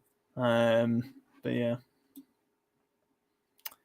But I'm kind of glad you asked that, actually, dude, because you know, it does just probably let a lot of people know, you know, behind the scenes, and you know how much effort we guys really do put into it, and why we push it so much. I only push it so much, and I wouldn't say I push it that much actually. I used to when I first started, like, you know, in the intros and stuff, I'd mention Patreon every time, because if you don't, then people don't know about it. People just kind of assume that you get the money for it anyway, but you really don't. And you've got to bear in mind, it's not like I mean, some people will, but a lot of people who own clubs and things like that, or shops, they'll own a huge set of range of models, huge range of terrain to be able to use. But all of these new games that come out, so Warhammer Quest, for example, this month, that's going to be 120 quid. That's coming out of my pocket. That's coming from Patreon, from you guys funding the channel. It comes from nowhere else. We don't get sent this stuff yet. We're not big enough for that at all. We're halfway there, I'd say, but definitely not there yet. Like I say, we're starting to get more focus now from a lot of other companies, such as Stargrave, Osprey Publishing. They've sent us an early copy. We've been talking about Malifaux. We've been sent these things today to do on videos with you guys. So most companies do mix with us now, and you know, we are getting there, but we're only just hitting that point, you know. So it's tough, man. Like, trust me, there are some times, especially over the last year, where there's been a lot of things going on in my life as well. It's made it very stressful, and because of how much work goes into these things, and the channel, and I'm by myself doing the majority of it. There are times when you're just there, like, I can just not do it anymore. It's a lot of work. Obviously, when you're playing the games, you're building the models, all that jazz. It's worth it, because that's what you're passionate about. That's what you want to do. And the whole idea I had behind the channel was for skirmish gaming to be all in one place, for people to be able to enjoy skirmish games and to kind of feel and understand my passion for skirmish games, which I hope does come across. And I think the idea is working, and people are starting to enjoy that. And like I say, a lot of, you know, games publishers and things like that are starting to realize it as well. So, and that's the good point for us now. You know, that's where you want to be. Because as much as I do enjoy it as a hobby, it would be pointless in me lying to say that I don't want to see it go further than that. Of course I do. But yeah. And I'm really enjoying it at the moment, guys. And I'm enjoying doing these live chats every week as well, to get talking to the community, because things like this also pop up, and I'm always, you know, so long as it's not too personal a question, I'm always pretty happy to be straight with you guys. And there's no reason to not be, in my opinion, but obviously some channels will be. But yeah, but I hope that, yeah, probably went a bit deep with that, to be honest, but hope you guys enjoyed that. And thanks to Al, he's making me feel a bit better with a super sticker, £5 super sticker. Thank you, buddy. Yeah, as always, all of these things do go to help with the super chats and super stickers and our Patreon members and things like that. And by the way, guys, I know I say thanks to our Patreon members because they do go the extra mile, but all the viewers, all the subscribers, we wouldn't exist without you guys anyway. So big up everybody, every skirmisher that watches the channel. Hope you're enjoying the content, and yeah, like I say, the whole thing to do with backtracking on how much content we release is purely, you can probably realize that now. So yeah, but yeah, time to look to the future anyway, and be excited about where things go, I guess, for sure. But what are you guys up to at home anyway? Are you getting some more hobbying done now? Have you moved on to anything else, or are you still just chilling out? And Blueberry Cheesecake says everywhere in the UK is south to me. Yeah, true, isn't it? Yeah, I know what you mean, bud. Like, when I was down south and I lived in Reading at university, everybody would say that everything is north of them. So, like, they were saying, oh, Telford's, like, north, isn't it? Like, you know, you sound like it's from the north. And I was like, it's I guess it's north for you, but it really isn't north. Like, in the Midlands, we probably have the best point of view on the country in general, because anybody from, like, Sheffield, where you're from, bud, which is Cumbria, I think you said, Manchester, all of that, Liverpool is north for us, or Yorkshire or something like that. But south, and then we've got a good idea of south of us as well. So yeah, I'd say anything south of Coventry, you're getting south then. And then you've got Cornwall, which is just too far south, if you know what I mean. Big up anybody from Cornwall. But yeah. Anyway, I'm trying to figure out this blooming case. Been doing this for ages. It's hard to work out what's meant to go where. Right, let's have a look. Okay.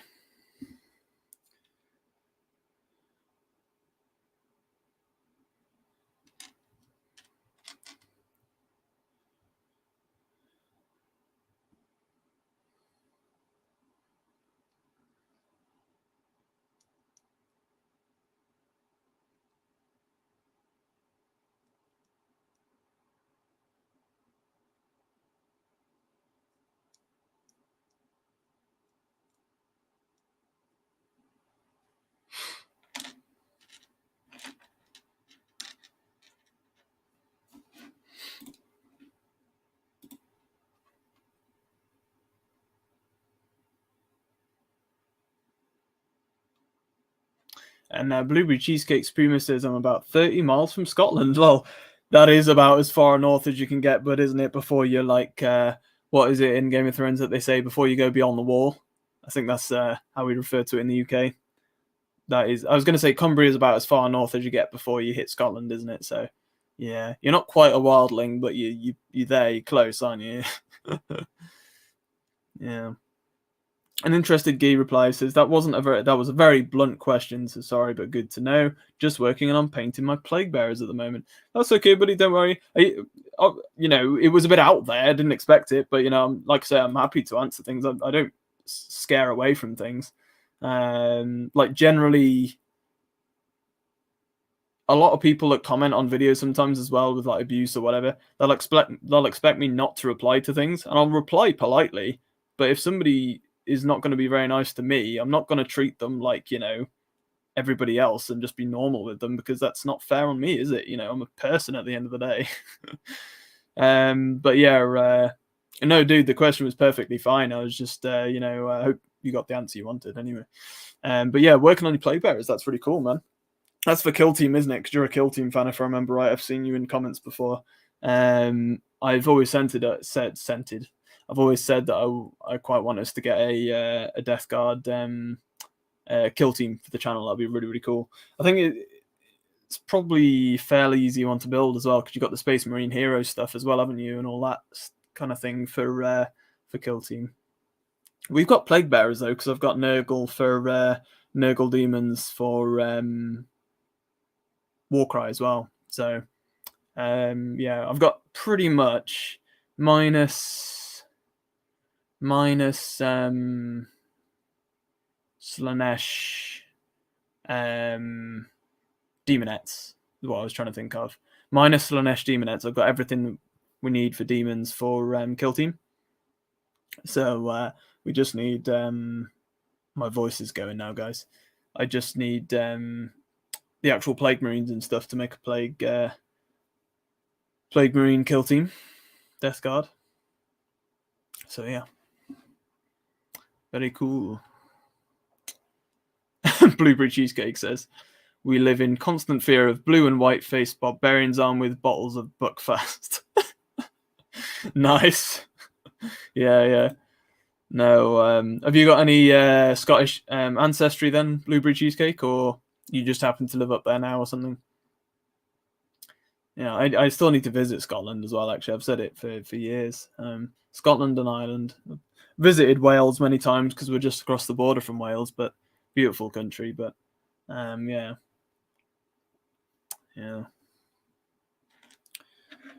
Right, I've kind of ended up being a bit delayed on these. I'm still trying to work out where the hell these bits and bobs are meant to glue into, actually.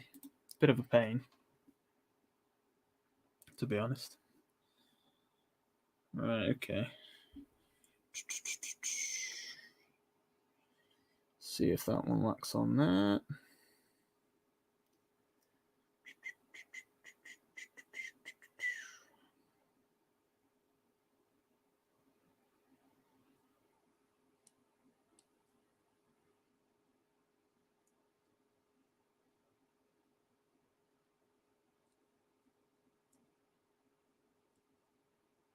Okay.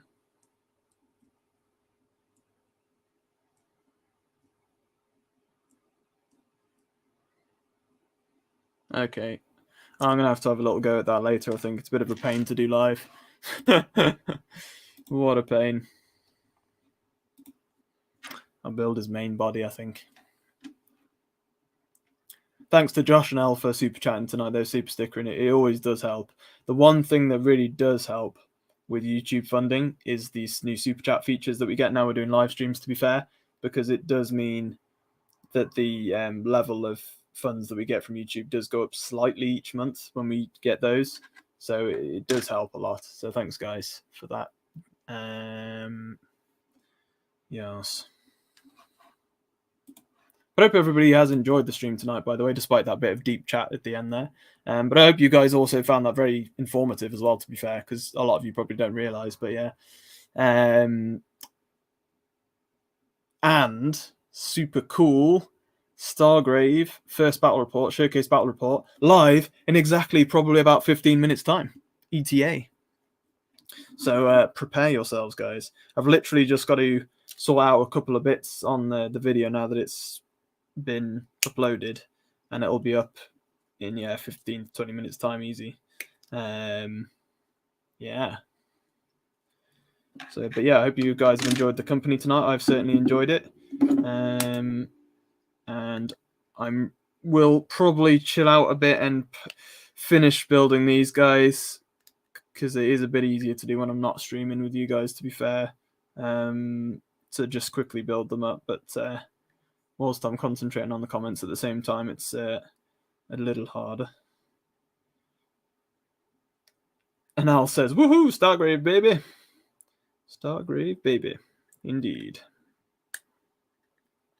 One thing I would love to have done, to be fair, if I was going to base it on a universe, is just do it as Star Wars. Just use all the Star Wars Legion stuff, terrain, everything, and just do a Star Wars Legion Stargrave campaign. That would have been cool. Don't know why we didn't, to be fair. I probably could have done, but would have made more use of our Star Wars stuff as well. But I just like it to be its own separate thing, if you guys know what I mean. It just feels like, I don't know. Because I always think to myself as well, what if you did that, and then, for example, what Ash is doing, and I'm not taking away from what he's doing because it's a really fun idea, but what if Games Workshop decide to release an old school Warhammer game that's based around something like Warhammer Quest? That would end up being very similar to Stargrave, and it would kind of take away from what you're kind of doing there with Stargrave. So I just kind of like to make it a slightly separate thing. Like Maelstrom's Edge, for example, we've used the models from that game, but not many people know what that game is or kind of play that game. So it's easy to use the miniatures from that and kind of make Stargrave its own thing. But yeah. And Blueberry Cheesecake Supremo says that's basically what I'm doing. And I think that's a good idea, but I think it makes it feel more unique. I think that'll make it more enjoyable thematically in general. But yeah. But no, like I say, certainly if I wasn't doing it on the channel, I would say I would definitely probably, because I'm such a massive fan of Star Wars, I would possibly try out the rules. It might be something I do on my own time, to be fair, if I get the time, is to do a Star Wars playthrough of Stargrave. That'd be pretty fun. But and you could make your psychics and things like that Jedi and whatnot, couldn't you? Sorry, guys. It's caught up with me now, the weekend. But yeah, I think that'd be pretty fun. There's many cool, Mass Effect as well. If there are any Mass Effect minis, I would love to do Mass Effect as well. Maybe I might do that, see if there's any Mass Effect minis out there, and do if anybody's watching this live or after it's gone live, leave a comment. Let me know if there's anywhere that does small, tabletop minis for Mass Effect, because we have got 5 parsecs from Homecoming as well. Hopefully we're going to get an early copy of that. So if we do, I would love to get some Mass Effect stuff for that. That would be really cool. Excuse me, because I don't think that we're ever going to get a Mass Effect miniature game, because it's not, I don't know, maybe, but. And Al says core space minis would be great for Stargrave. I feel they would be really cool, man. But this is the only thing I was saying as well, because we've done a core space campaign on the channel. If we've got core space minis and stuff on the Stargrave videos, it's going to confuse people a bit. So that was my only point, as I say before, really. It's not so bad, obviously, if you're playing it in your own time and things like Blueberry Cheesecakes just said. But when we're doing it on the channel, I tend to like to have different minis for things because it just, for each game that we play, because it just makes it feel fresh, makes it its own game in its own right, if you like. But yeah, no, certainly they would, if anybody's interested in just using terrain and minis from one specific game. Core Space is a really, really good one. Great suggestion. And the game itself of Core Space is fantastic as well. I'd really suggest it. Like Al's just said, he bought a pile of Star Saga to add to the sci-fi miniature pile. So, because they put the box out on sale on Mantic. So, yeah. Very, very cool. Indeed. And ER910 says Mass Effect minis not 28mm. Yeah, pretty much. I'm guessing that was a question. So yeah, that's what I was on about, because Mass Effect is one of my favorite things. I'm pre-ordering the Legendary Edition when that comes out, so really excited for that. And Aquino Quinones, I never know how to properly pronounce your name, buddy. I'm guessing that's about right. Malifaux always looked cool. Nothing sounds better than an all-pig team. Yes, exactly. Exactly. That's all you need to know about Malifaux. Definitely. I think they've released some new pig models actually for the Ulix crew for Malifaux recently, so do have a look into that if you're interested in Malifaux. You can literally make gremlin crews riding roosters, pigs, all pig teams. There's actually a faction where you have a pure pig fighting pigs team. They're hilarious. It's like these really these little sassy pig minis. If I had them here, I'd show you, but they're at the studio, unfortunately. But yeah. Yeah.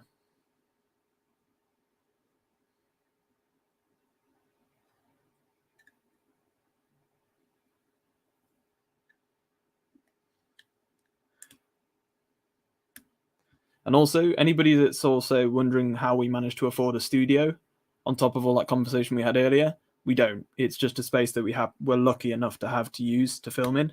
Otherwise, it would just be, dining table in the home kind of thing.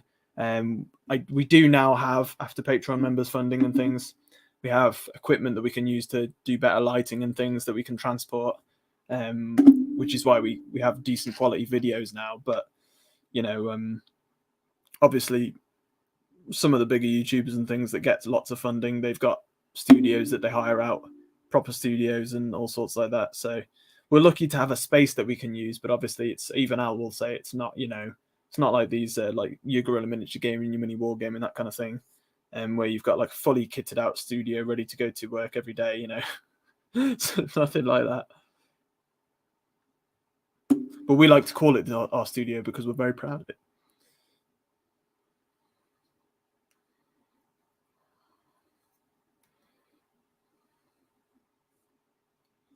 But yeah, glad to.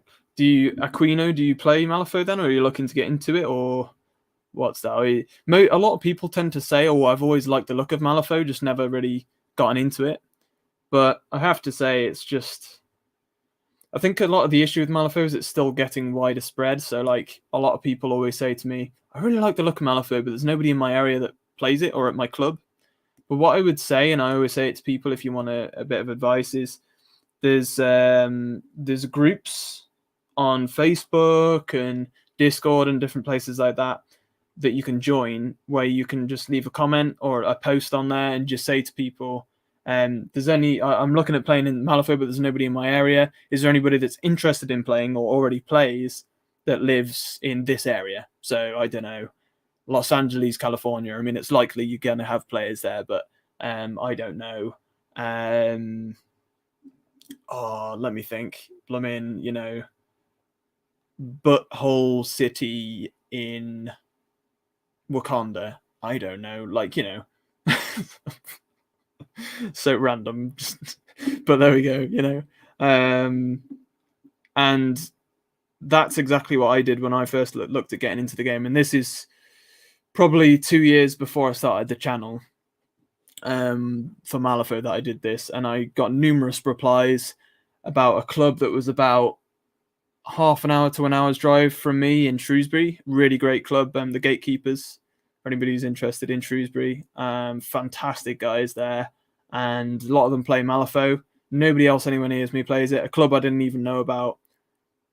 Best club I've been to, and a lot of them play Malifaux, and I was able to play it. So all I would say is just put in that little bit of extra effort to reach out, and you'll be surprised what people come back with.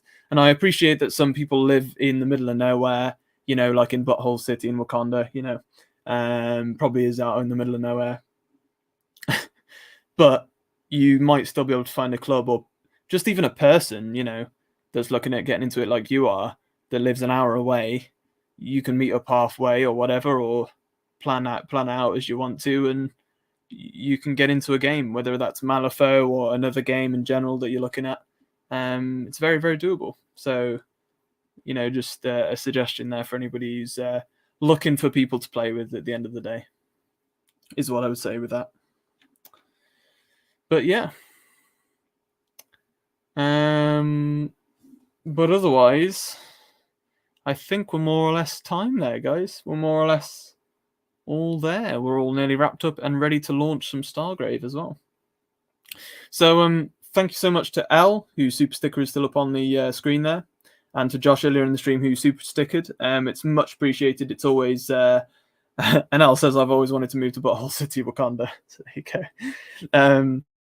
But yeah, to everybody who super chats and things like that, it is a massive help. Obviously, we went in depth as well, which I wasn't expecting this stream, as to the goings on financially and things like that when you're running a channel, and how much hard work it really is.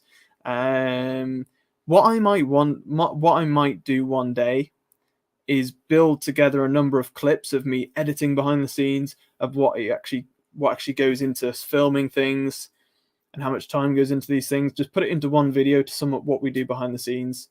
Might just be interesting for people to watch one day, hey? Let me know what you guys think of that as well. But thanks to everyone.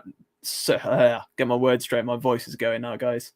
Thanks so much to everybody who's joined us tonight. We've been doing our Malifaux Wonderlust, one of the versatile box sets. Really, really cool. If anybody wants to get hold of these, go to Weird Games. Those guys are awesome. They are, thanks to Matt Jackson for a $10 super sticker last minute there. Big up, buddy. Thank you so much for your support. And to everybody else who has done tonight, real big up. Thanks so much, buddy. It all matters so much you don't even know. And Matt says, looking forward to the bat rep. Awesome, pal. It'll be up now. I'm going to get it ready for you. So yeah, the Wonderlust box set. Anybody who's interested in Malifaux, do go out there and do it, guys. Go onto your local gaming group on Facebook, etc. Reach out to people. It's the best feeling in the world when you know that other people near you want to play the same game as you, in the same situation as you. Sorry, it's going now. Seriously, I can't suggest doing it enough. It's the best feeling in the world, and we all want to play miniature games together. And I know COVID's an awkward situation right now, but we will come out of it, and we will come through the other end of it. So stay safe, guys. Stay tuned. Next Sunday night, we'll be back on a Sunday night next week for more hobby and chat, hopefully with some Warhammer Quest, but we'll see. And I hope you guys have enjoyed tonight's chat. Thanks all so much to all of you for joining, to Matt, to Al, to Josh for super chatting, and to all of you guys for watching. We'll see you next time, and thanks for all you guys who made it to the end of the video. And as always, happy skirmishing, guys.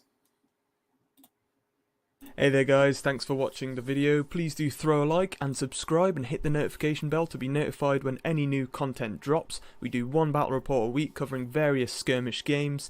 There's also Patreon if you wish to support me and the channel, and we are trying to reach our first funding target, allowing me to go part-time and make more weekly scheduled content. You can go and sign up and show your support in the link in the description below, just like the awesome people to the left of me. And until next time, guys, enjoy and happy skirmishing.